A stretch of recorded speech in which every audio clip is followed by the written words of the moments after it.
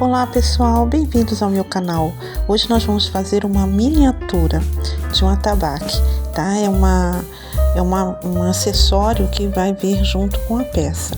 Todos os detalhes fazem a diferença. Nós vamos precisar de um isopor, de um marcador, de um estilete, tá? De cola. Então, primeiro nós vamos esticar a massinha. Eu já fiz a miniatura do atabaque. Eu vou passar cola no isopor e cobrir.